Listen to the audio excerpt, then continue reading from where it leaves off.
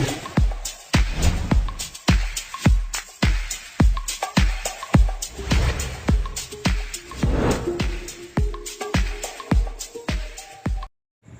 Friends, आज हम लोग बायोलॉजी का चैप्टर फर्स्ट लाइफ प्रोसेस देखेंगे। ठीक है, तो यहाँ पर हम देखेंगे सबसे पहले कि लाइफ प्रोसेस होती क्या है। ठीक है, लाइफ प्रोसेस जिन्हें हम जैविक क्रियाएं भी बोलते हैं, यानी जिन्हें हम जैविक क्रियाएं भी बोलते हैं। ठीक है, तो यहाँ पर हम देखेंगे कि जैविक क्रियाएं क्या होती हैं। ठीक है, और इनके टाइप्स क्या होते हैं, इन सारी चीज़ों को हम यहाँ पर देखेंगे। तो लाइफ प्रोसेस यानी जैविक क्रियाएं, तो first of all we have to talk what are the life processes. Life process होती क्या है, तो यहाँ पर आप देख सकते हैं this line you can read, okay, कि are living things perform certain life processes, यानी जितनी भी लिविंग थिंग्स हैं ना, सारी की सारी कुछ सर्टेन लाइफ प्रोसेस परफॉर्म करती हैं। आप ऐसे भी कह सकते हैं कि the activities of living beings, यानी लिविंग बींग्स की जितनी भी एक्टिविटीज़ होती हैं, जितने भी क्रियाकलाप होते हैं ना, वो सारे के सारे लाइफ प्रोसेस कहलाते हैं। जैसे कि अगर हम बात करते हैं ग्रोथ की, एक्सक्रीशन की यानी उत्सर्जन की, जो अपनी बॉडी से मल वगैरह त्याग करते हैं। ठीक है, और रेस्पिरेशन की, श्वसन की, सर्कुलेशन है, ट्रांसपोर्टेशन है, तो ये सारे के सारे जो है प्रोसेसेस जो हैं, ये सारे के सारे जो एक्टिविटीज़ हैं लिविंग बींग्स की, वो लाइफ प्रोसेस कहलाती हैं। तो सिंपली हम यहाँ पर लिख सकते हैं कि ऑल एक्टिविटीज़, यानी all activities of living beings, okay, all activities of livings, यानी लिविंग्स की जो तमाम की तमाम एक्टिविटीज़ होती हैं, उन सबको हम क्या बोलते हैं, लाइफ प्रोसेस बोलते हैं। Okay, clear. अब यहाँ पर देखना है कि ये जो सारी लाइफ प्रोसेस होती हैं, like if we talk like the respiration है, डाइजेशन है, ठीक है, तो which together keep the living organisms alive and perform the job of body maintenance. यानी ये जो लाइफ प्रोसेस होती हैं, जैसे कि रेस्पिरेशन है, डाइजेशन है और इस तरीके की होती हैं, तो ये सब एक साथ में लिविंग ऑर्गेनिजम्स को ज़िंदा रखने में और उसको क्या करते हैं, perform the job of body maintenance. उनकी बॉडी मेंटेनेंस, जैसे कोई टूट फूट होती है तो उसकी रिपेयरिंग के लिए, ज़ख्म हो जाता है, घाव होता है, उनको भरने के लिए, हीलिंग के लिए, इन सारी चीज़ों के लिए ये लाइफ प्रोसेस हेल्पफुल होती है। ठीक है, तो इन्हें हम लाइफ प्रोसेस बोलते हैं। तो एग्जांपल आप देख सकते हैं, जैसे कि लाइफ प्रोसेस की अगर हम एग्जांपल्स की बात करें, तो जैसे कि ग्रोथ, आपने देखा होगा कि एक छोटा सा बेबी होता है, ठीक है, या आपने देखा होगा कि छोटा सा पपी होता है, या गोट का एक छोटा सा बच्चा होता है, वो फिर धीरे धीरे धीरे 1-2-3 साल में बड़ा सा हो जाता है। ठीक है, इसी तरीके से ह्यूमन बींग्स में भी आप देख सकते हैं एक छोटा सा बेबी होता है, फिर वो धीरे धीरे ग्रोथ करके जो है बड़ा होता है, चलना शुरू करता है, घिसटना शुरू करता है, फिर चलना शुरू करता है, फिर इस तरीके से उस बड़ा होता चला जाता है, उसकी हाइट भी बढ़ जाती है, उसका वेट भी बढ़ जाता है। तो ये सारी चीज़ें क्या हैं, ग्रोथ कहलाती हैं। फिर उसके बाद डाइजेशन, यानी पाचन के बारे में, यानी वृद्धि होती है, जो वृद्धि होती है ये भी क्या है, एक तरीके की लाइफ प्रोसेस है। डाइजेशन जो है, यानी जो पाचन है, ये भी क्या है, आपका जो है ये भी लाइफ प्रोसेस है। रेस्पिरेशन है, श्वसन है, ठीक है, सर्कुलेशन है, यानी बॉडी में जो चीज़ें सर्कुलेट करती हैं, ये भी एक लाइफ प्रोसेस है। एक्सक्रीशन है, जिसे हम उत्सर्जन बोलते हैं। ठीक है, क्या बोलते हैं, उत्सर्जन बोलते हैं। तो ये उत्सर्जन भी क्या है, एक तरीके की लाइफ प्रोसेस है। तो यहाँ पर अब हम एक एक करके सारी चीज़ों को देखेंगे कि मेनली जो लाइफ प्रोसेस हैं जो हमारे सिलेबस में हैं, जो आने वाली हैं, ठीक है, तो कौन कौन सी होती हैं। तो मेनली हम यहाँ पर अगर देखेंगे तो first of all we will talk about the nutrition. Nutrition के बारे में हम लोग पढ़ेंगे कि न्यूट्रिशन क्या होता है। तो यानी the whole process by which an organism obtain its food, यानी वो सारी की सारी जो प्रोसेस होती है, प्रक्रिया होती है, जिसके थ्रू कोई भी ऑर्गेनिज्म जो होता है, कोई जीव जंतु होता है, ठीक है, वो अपना फूड लेता है, उसी को हम क्या बोलते हैं, न्यूट्रिशन बोलते हैं। ठीक है, तो ये definition it's very simple and easy to learn. Okay, याद करने के लिए बहुत छोटी सी हैं और आसानी से आप याद भी कर सकते हैं। तो न्यूट्रिशन जो है, इसके जैसे न्यूट्रिशन प्लांट्स में, क्योंकि हमें पता है कि जो लिविंग बीइंग्स हैं वो या तो प्लांट्स हो सकते हैं या एनिमल्स हो सकते हैं। तो अब जैसे कि हम अगर बात करें प्लांट्स की, तो न्यूट्रिशन जो प्लांट्स में होता है, तो जैसे कि प्लांट्स के बारे में हमको पता है कि ये ऑटोट्रॉफ्स होते हैं। और अच्छा, ऑटोट्रॉफ्स क्या होते हैं, अगर हम बात करें कि ऑटोट्रॉफ्स क्या होते हैं, जिन्हें हम सोपोसी बोलते हैं। ठीक है, यानी हिंदी में अगर हम बात करें तो इन्हें हम कहते हैं सोपोसी, यानी ऑटोट्रॉफ्स। तो ये स्वपोषी क्या होते हैं, यानी स्वपोषी अगर हिंदी में भी हम देखें तो स्व का मतलब होता है खुद से, पोषी मतलब पोषण, यानी जो अपने आप से अपना पोषण करते हो। आप ऐसे कह सकते हैं जो अपने आप से अपना भोजन बनाते हो। तो ये क्या होते हैं, ग्रीन प्लांट्स होते हैं। क्या होते हैं, ये ग्रीन प्लांट्स होते हैं। ये तो यहाँ पर आप देख भी सकते हैं लिखा हुआ है can make their own food, यानी अपने आप से अपना भोजन बना सकते हैं। तो ये ग्रीन प्लांट्स होते हैं, ठीक है। अगर न्यूट्रिशन इन एनिमल्स की हम बात करें कि एनिमल्स में जो न्यूट्रिशन होता है वो कैसे होता है, तो एनिमल्स चूँकि क्या होते हैं, ये दे आर हेट्रोट्रोफ्स, मतलब अपने भोजन के लिए किसी दूसरे ऑर्गेनिज्म के ऊपर डिपेंडेंट होते हैं। मतलब उससे अगर इनको फूड मिलेगा तो मिलेगा, वरना ये भूखे रहेंगे, मर जाएंगे, लेकिन इनको कहीं से भोजन नहीं मिलेगा अगर ये किसी दूसरे से भोजन ना लें, ठीक है। क्योंकि ये अपने आप से अपना भोजन बना नहीं सकते, इसलिए इनको हेट्रोट्रॉप भी बोलते हैं। यानी ऑटोट्रॉप क्या होते हैं, ऑटोट्रॉप जो अपने आप से अपना भोजन बना ले, लेकिन हेट्रोट्रॉप वो होते हैं जो अपना भोजन ना बना सकें, बल्कि वो किसी दूसरे, मेनली ऑटोट्रॉप के ऊपर डिपेंडेंट होते हैं या किसी दूसरे ऑर्गेनिज्म के ऊपर डिपेंडेंट होते हैं, ठीक है। अब यहाँ पर हम मोड्स ऑफ न्यूट्रिशन की बात करें, ठीक, कि न्यूट्रिशन के मोड्स कितने होते हैं। मोड्स का मतलब हुआ यहाँ पर आप बोल सकते हैं कि वेज ऑफ न्यूट्रिशन, या आप ऐसे भी बोल सकते हैं टाइप्स ऑफ न्यूट्रिशन, कि न्यूट्रिशन के टाइप्स क्या होते हैं या उनके तरीके क्या होते हैं, ठीक है। तो यहाँ पर तरीके क्या क्या हो सकते हैं मोड्स ऑफ न्यूट्रिशन में, जैसे कि ऑटोट्रॉपिक न्यूट्रिशन हो सकता है, हेट्रोट्रॉपिक न्यूट्रिशन हो सकता है। तो ऑटोट्रॉपिक न्यूट्रिशन यहाँ पर हम अभी डिस्कस कर चुके हैं ऑलरेडी, कि kinds of nutrition in which inorganic material like carbon dioxide, water etcetera are utilise to prepare organic food by the process of photosynthesis, ठीक है। यानी यहाँ पर वो न्यूट्रिशन या न्यूट्रिशन का एक वो प्रकार जिसमें ऑर्गेनिक मटेरियल जैसे कार्बन डाइऑक्साइड है, वाटर है, इनको यूटिलाइज करके, इनको प्रयोग करके, इनका, ठीक है, उपयोग करके, और एक ऑर्गेनिक फूड बनाया जाता है फोटोसिंथेसिस के थ्रू, ठीक है, यानी प्रकाश संश्लेषण के थ्रू, जिसे हम ग्रीन प्लांट्स बोल सकते हैं। यानी ग्रीन प्लांट्स में ऐसा होता है, ठीक है। और हेट्रोट्रॉपिक न्यूट्रिशन में, यानी जिसे परपोसी भी बोलते हैं, हिंदी में हम लोग बोलते हैं इसको परपोसी, ठीक है, इससे बोलते हैं परपोसी जो है परपोसी बोलते हैं हेट्रोट्रॉपिक को, ठीक है। तो यहाँ पर परपोसी बोलते हैं इनको, ठीक है। तो हेट्रोट्रॉपिक न्यूट्रिशन भी आप देख सकते हैं। तो kinds of nutrition in which in organisms do not possess the ability, यानी ये वो सारे एक न्यूट्रिशन का प्रकार होता है जिसमें ऑर्गेनिज्म की अपनी कोई एबिलिटी नहीं होती, कोई क्षमता नहीं होती to synthesise their own food, यानी अपना खुद का भोजन बनाने में। आप ऐसा सिंपली कह सकते हो कि they are not able to make their own food, मतलब अपने आप से अपना भोजन ही नहीं बना सकते हैं ये लोग। तो ये वो एनिमल्स होते हैं या ये वो ऑर्गेनिजम्स होते हैं। तो they dependent on autotrophs for their food supply directly और इनडायरेक्टली, या तो ये किसी दूसरे जानवर के ऊपर होते हैं। सपोज मान लीजिए एक शेर है, लायन है, तो लायन अगर हम बात करें तो it is not directly dependent for its food on the autotrophs. वो पेड़ नहीं खाता है, वो घास नहीं खाता है, ठीक है। तो वो क्या खाता है, फ्लैश ऑफ अदर एनिमल्स, दूसरे जो जानवर होते हैं उनके गोश्त को खाता है, उनके मांस को खाता है। लेकिन इसीलिए यहाँ पर कहा कि डायरेक्टली या इनडायरेक्टली, जैसे कि गोट है वो घास खाती है हर्बीवोर से, और शेर जो है वो गोट को खाएगा या डियर को खाएगा। तो आप ऐसे बोल सकते हैं डायरेक्टली या इनडायरेक्टली ऑटोट्रॉप के ऊपर क्या होते हैं, डिपेंडेंट होते हैं। जैसे कि एनिमल्स हैं, फंजाई हैं, ठीक है। तो ये होते हैं ऑटोट्रॉपिक न्यूट्रिशन के एग्जाम्पल्स हैं, और ऑटोट्रॉपिक न्यूट्रिशन के ग्रीन प्लांट्स हैं। तो राइट स्टूडेंट्स, और अब हम आगे देखते हैं ऑटोट्रॉपिक न्यूट्रिशन की। अगर हम बात करते हैं कि ऑटोट्रॉपिक न्यूट्रिशन होता क्या है, जैसे कि हमको पता चल गया कि जो मोड्स ऑफ न्यूट्रिशन होते हैं दो तरीके के होते हैं, एक ऑटोट्रॉपिक न्यूट्रिशन होता है, एक हेट्रोट्रॉपिक न्यूट्रिशन होता है।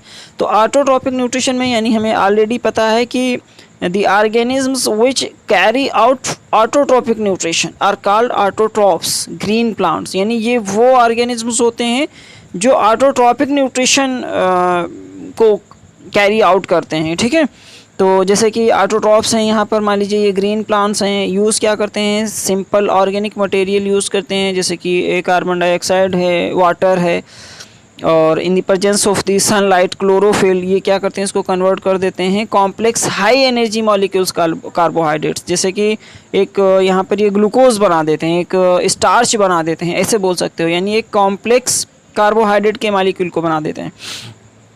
तो autotrophic nutrition is fulfilled by the process by which autotrophs take in carbon dioxide and H2O means water, यानी ऑटोट्रॉपिक न्यूट्रिशन जो है वो बाय ऑटोट्रॉफ्स, यानी ऑटोट्रॉफ्स के थ्रू ये प्रोसेस कंप्लीट होती है या फुलफिल्ड होती है, जिसमें क्या होता है कि autotrophs take in carbon dioxide, यानी कार्बन डाइऑक्साइड लेते हैं और वाटर लेते हैं और इनको कन्वर्ट कर देते हैं कार्बोहाइड्रेट में।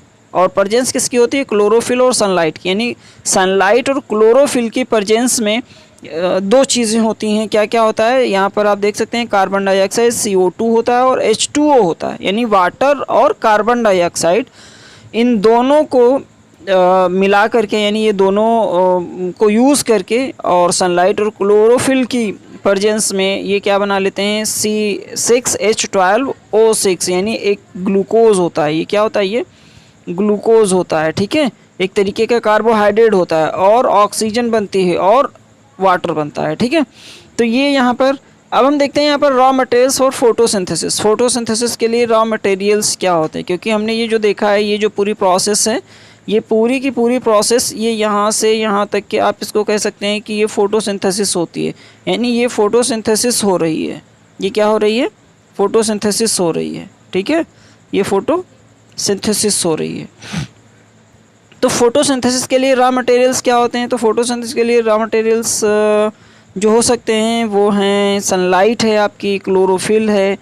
तो सनलाइट जो होती है तो क्लोरोफिल ही एब्जॉर्ब करता है, यानी जब सनलाइट किसी, सपोज मान लीजिए ये लीफ है, ये लीफ है, ठीक है, ये लीफ है, और इस लीफ के ऊपर जब लाइट पड़ती है, सपोज़ यहाँ पर ये सूरज है और ये सूरज है, ये सूरज है और इस सूरज से इसके ऊपर यहाँ पर रोशनी पड़ रही है, ठीक है। तो ये यहाँ से इसके ऊपर ये रोशनी पड़ रही है, तो ये जब रोशनी पड़ती है तो चूँकि इसमें जो लीफ होती है इसमें ग्रीन पिगमेंट होता है, ग्रीन पिगमेंट होता है, और उस ग्रीन पिगमेंट को ही क्या बोलते हैं? क्लोरोफिल बोलते हैं। क्या बोलते हैं? क्लोरोफिल बोलते हैं। और यही क्लोरोफिल जो होता है यही सनलाइट को क्या करता है? एब्जॉर्ब करता है। इसीलिए यहाँ पर क्या है कि सनलाइट एब्जॉर्ब बाय क्लोरोफिल, यानी क्लोरोफिल ही सनलाइट को एब्जॉर्ब करता है, ठीक है। अब यहाँ पर देख सकते हैं, तो सेकेंड पॉइंट क्या है आपका कि जो कार्बन डाइऑक्साइड है यानी CO2 है, वो इंटर्स थ्रू स्टोमेटा, यानी जो लीव्स होती हैं, लीव्स में कुछ होल्स होते हैं, इस तरीके से उनमें कुछ होल्स होते हैं, और यहाँ पर ये एपिडर्मल जो है सेल्स होती हैं इस तरीके से, और ये यहाँ पर ये होल होता है, ये होल होता है, और ये जो होल होता है, इसी होल, ये यानी पूरा जो स्ट्रक्चर होता है इसको हम स्टोमेटा बोलते हैं। इसको क्या बोलते हैं? स्टोमेटा बोलते हैं, स्टोमेटा बोलते हैं। और ये स्टोमेटल पोर होता है। ये क्या होता है? स्टोमेटल पोर होता है, मतलब ये छिद्र होता है, ठीक है, एक छेद होता है, और इस छिद्र से ही कार्बन डाइऑक्साइड और ऑक्सीजन का जो है वो एक्सचेंज होता है फोटोसिंथेसिस में। तो carbon dioxide enters through stomata and oxygen is released as by product through the stomata on leaf, यानी कार्बन डाइऑक्साइड स्टोमेटा के थ्रू, यानी समझ लीजिए कि जो कार्बन डाइऑक्साइड और ऑक्सीजन पेड़ों के अंदर जाते हैं लीफ के अंदर, वो स्टोमेटा एक तरीके का गेट है। तो उसी गेट से कार्बन डाइऑक्साइड प्लांट के अंदर जाती है, प्लांट के अंदर जाती है, और कार्बन ऑक्सीजन जो है वो प्लांट से बाहर आती है। जैसे कि हमको ऑलरेडी पता है कि जो प्लांट्स हैं वो कार्बन डाइऑक्साइड यूज़ करते हैं और ऑक्सीजन को वो बाहर रिलीज़ करते हैं। तो यानी एक स्टोमेटा एक ऐसा गेट है जिस गेट के थ्रू, यानी स्टोमेटा के थ्रू कार्बन डाइऑक्साइड वो पेड़ों के अंदर जाती है और ऑक्सीजन बाहर आती है, ठीक है। नेक्स्ट पॉइंट है यहाँ पर वाटर, यानी एक तो सनलाइट हो गया, और फिर क्लोरोफिल हो गया, और फिर यहाँ पर जो है सनलाइट हो गया, क्लोरोफिल हो गया, सनलाइट हो गया, क्लोरोफिल हो गया, कार्बन डाइऑक्साइड और ऑक्सीजन जो है उनका एक्सचेंज हो गया।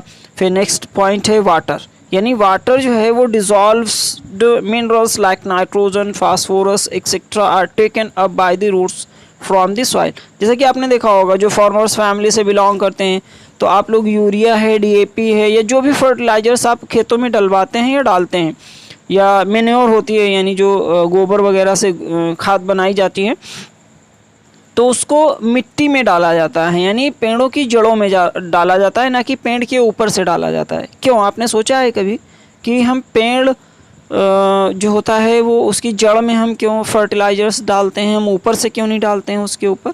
क्योंकि हमें पता है कि पता होना चाहिए, वी मस्ट बी नोइंग, कि जो फर्टिलाइजर्स होते हैं सबसे पहले वो मिट्टी में मिलते हैं, मतलब यानी जो मिट्टी में पानी होता है, जो वाटर होता है, उस वाटर में वो पहले डिज़ोल्व होते हैं, और फिर उस वाटर में डिजॉल्व होने के बाद क्या होता है कि वो फिर उस वाटर के साथ में मिल करके रूट्स उनको एब्जॉर्ब कर लेती हैं, ठीक है। तो यानी जो वाटर है वो डिजॉल्व मिनरल्स जैसे नाइट्रोजन, फास्फोरस, ये सब डिजॉल्व हो जाते हैं उसमें और फिर रूट्स के थ्रू वो एब्जॉर्ब कर लिए जाते हैं। अब तो इतनी चीज़ें हो गई। जो रॉ मटेरियल्स हैं कौन कौन सी हैं? सनलाइट है, क्लोरोफिल है, कार्बन डाइऑक्साइड है और वाटर है, ये सारे रॉ मटेरियल्स हैं। अब यहाँ पर फोटोसिंथेसिस के लिए, यानी जहाँ पर फोटोसिंथेसिस होती है, यानी किसी एक पर्टिकुलर पार्ट में प्लांट के फोटोसिंथेसिस परफॉर्म होती है, यानी फोटोसिंथेसिस होती है, ठीक है। तो यहाँ पर आप देख सकते हैं कि फोटोसिंथेसिस जो है वो क्लोरोप्लास्ट में होती है, यानी जो लीफ होती है, यानी जो लीफ होती है, सपोज मान लीजिए ये लीफ है आपकी,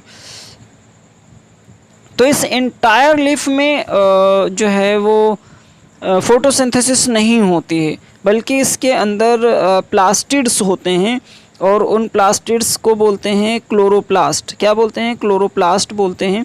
वो क्लोरोप्लास्ट एक तरीके के, इस तरीके से ऐसे एक स्ट्रक्चर होता है जिसके अंदर क्लोरोफिल होता है और ये सारी चीज़ें होती हैं, ठीक है। तो इसको क्लोरोप्लास्ट बोलते हैं, ठीक।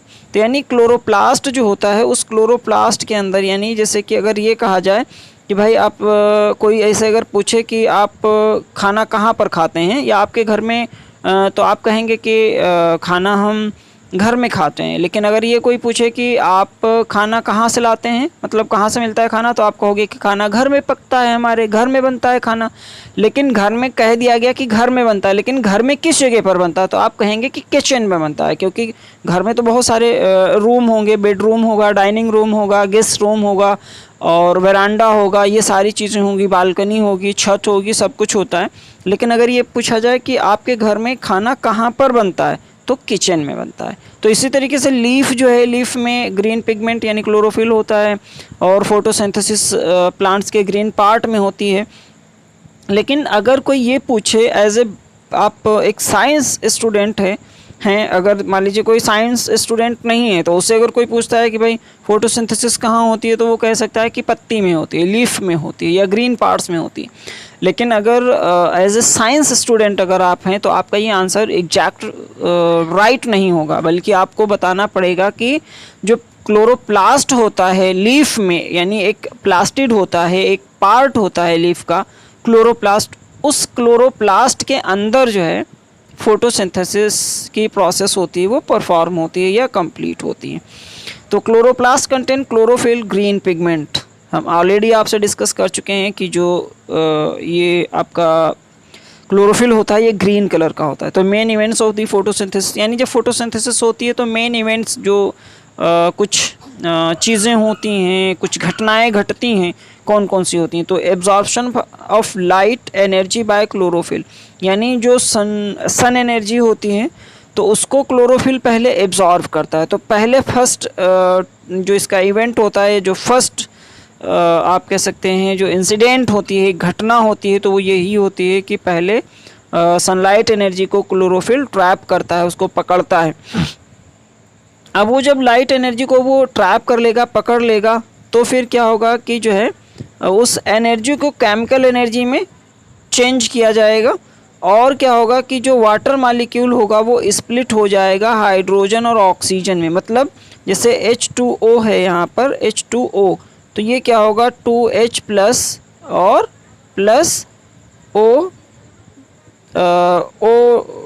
माइनस माइनस में क्या होगा, ये टूट जाएगा। मतलब जो वाटर मॉलिक्यूल है वो स्प्लिट हो जाएगा हाइड्रोजन और ऑक्सीजन में, इसमें टूट जाएगा ये, ठीक है। तो यहाँ पर दूसरे यानी फर्स्ट पॉइंट पर होता है कि सनलाइट एब्जॉर्ब की जाती है, ट्रैप की जाती है क्लोरोफिल के थ्रू। फिर दूसरे पॉइंट में होता है कि वो जो सोलर एनर्जी होती है उसको केमिकल एनर्जी में चेंज किया जाता है। जो वाटर मॉलिक्यूल होता है वो हाइड्रोजन और ऑक्सीजन में टूटता है। फिर क्या होता है, reduction of carbon dioxide to carbohydrates. फिर क्या होता है, जो कार्बन डाइऑक्साइड एटमॉस्फेयर से प्लांट लेता है वो कार्बन डाइऑक्साइड, यानी जो कार्बन डाइऑक्साइड होती है ये क्या करती है, यानी जो 2H प्लस और 2H और ऑक्सीजन, यानी जो हाइड्रोजन और आयन ये टूटे हैं, तो ये इसका क्या होता है, रिडक्शन होता है, यानी हाइड्रोजन इसके साथ में क्या होता है, जुड़ जाता है, ठीक है। और ये फिर बना लेते हैं C6H12 और O6, यानी ये ग्लूकोज बना लेते हैं और ये जो ऑक्सीजन होता है ये ऑक्सीजन की फॉर्म में बाहर रिलीज़ हो जाता है। तो अब यहाँ पर ये हमने देखा कि कौन कौन से मेन इवेंट्स होते हैं, ठीक है। तो ये मेन इवेंट्स हो गए, राइट स्टूडेंट्स। अब इसके बाद हम देखते हैं स्टोमेटा को। तो स्टोमेटा, यहाँ पर स्टोमेटा क्या होता है कि ये स्टोमेटा हम आपसे पहले ही अभी डिस्कस कर चुके हैं कि ये लीफ में एक तरीके का एक स्ट्रक्चर होता है, एक संरचनाएं होती हैं, जो अभी हमने आपको इस तरीके से बताया था कि ये कुछ इस तरीके से जो है संरचनाएं होती हैं और ये स्टोमेटा होते हैं और ये स्टोमेटल पोर होता है, ठीक है। हम अभी डिस्कस कर चुके हैं आपके साथ।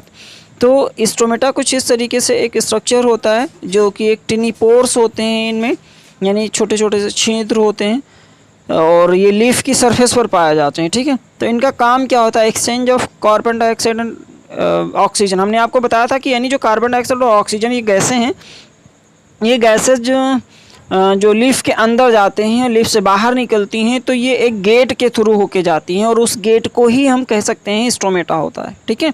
दूसरा क्या होता है, loses large amount of water in the form of water vapour during transpiration. यानी जो प्लांट्स होते हैं, प्लांट्स में जब ट्रांसपिरेशन होता है, ठीक है, तो ट्रांसपिरेशन के दौरान क्या होता है कि जो वाटर है वो वाटर वेपर की फॉर्म में बाहर निकलता है प्लांट से, ठीक है। तो ये भी किसके थ्रू निकलता है, स्टोमेटा के थ्रू ही निकलता है, ठीक। और तो ये यहाँ पर आप देख सकते हैं जो क्लोरोप्लास्ट है आपका, तो ये क्लोरोप्लास्ट आप देख सकते हैं। क्लोरोप्लास्ट का स्ट्रक्चर अभी हमने आपको बताया भी था बना के। यहाँ पर आप देख सकते हैं ये जो क्लोरोप्लास्ट होता है, वो सॉरी स्टोमेटा होता है, इसमें क्लोरोप्लास्ट होता है, स्टोमेटल पोर होता है। ये जो आप देख रहे हैं ये स्टोमेटल पोर होता है, ठीक है, और क्लोरोप्लास्ट होते हैं। और इसके अलावा ये जो आप बीन शेप्ड, यानी इस तरीके से, कुछ इस तरीके से, यानी ये बीन शेप्ड होती हैं, ये जो सेल्स होती हैं इस तरीके से, तो इन्हें एपिडर्मल सेल बोलते हैं। इन्हें बोलते हैं एपिडर्मल सेल। क्या बोलते हैं, एपिडर्मल सेल्स बोलते हैं, ठीक है। और ये जो बीच में इसके एक पोर होता है, इसी को स्टोमेटल पोर बोलते हैं। इसको बोलते हैं स्टोमेटल पोर बोलते हैं और स्टोमेटल पोर बोलते हैं। ये जो सेल्स होती हैं, ये सेल्स जो होती हैं यहाँ पे आप देख सकते हैं, यानी ये वाली जो सेल होती हैं, ये सेल, ये सेल, इन सेल्स को बोलते हैं गार्ड सेल्स। इनको क्या बोलते हैं स्टूडेंट्स, गार्ड सेल्स बोलते हैं। और यही सेल्स जो हैं ये स्टोमेटा की क्लोजनिंग और ओपनिंग में हेल्पफुल होते हैं। यानी स्टोमेटा को कब खोलना है, कब बंद करना है, ये जो है गार्ड सेल डिसाइड करती हैं, और जो कि बहुत ही एक मेन और बहुत ही एक इम्पॉर्टेंट प्रोसेस होती है, ठीक है। तो ये आज हमने इतना देखा। अब हेटरोट्रॉपिक न्यूट्रिशन के बारे में स्टूडेंट्स नेक्स्ट टाइम हम लोग पढ़ेंगे। आज के लिए बस इतना ही। Thank you.